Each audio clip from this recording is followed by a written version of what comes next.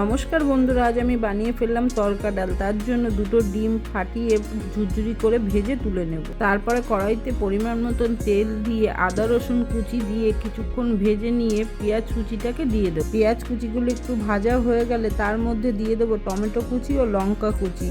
লঙ্কা এখানে কুচিয়ে দিয়েছিলাম যাতে ফ্লেভারটা ভালো আসে। তার মধ্যে দিয়ে দেবো গুঁড়ো মশলা, 1 চামচ জিরের গুঁড়ো, 1 চামচ ধনের গুঁড়ো দিয়ে একটু জল দিয়ে ভালো করে কষিয়ে নেব। কষানোর সময় দিয়েছিলাম 1 চামচ হলুদ গুঁড়ো ও স্বাদ অনুযায়ী লবণ, আর দিয়েছিলাম কাশ্মীরি লঙ্কার গুঁড়ো দিয়ে আরও কিছুক্ষণ কষিয়ে নিয়ে তার মধ্যে গুঁড়ো মশলাগুলো দেওয়ার পরে অল্প জল দিয়ে ভালো করে কষিয়ে নিয়েছিলাম। তার মধ্যে দিয়ে দেবো সেদ্ধ করা ডালটি দেওয়ার পরে কিছুক্ষণ ফুটিয়ে নেব। এখানে আমি আলাদা করে কোনো জল ইউজ করিনি, কেননা আমি সেদ্ধর সময় যেই জলটুকু ছিল ডালের মধ্যে সেইটুকু জল দিয়ে ডালটিকে ফুটিয়ে নেব। ফোটানো হয়ে গেলে তার মধ্যে দিয়ে দেবো ভুর্জি করা ডিমটা ডালের সাথে ভালো করে মিশে গেলে দিয়ে দেবো যে কোনো কোম্পানির তড়কা মশলা 1 থেকে 1.5 চামচ দিয়ে দেবো।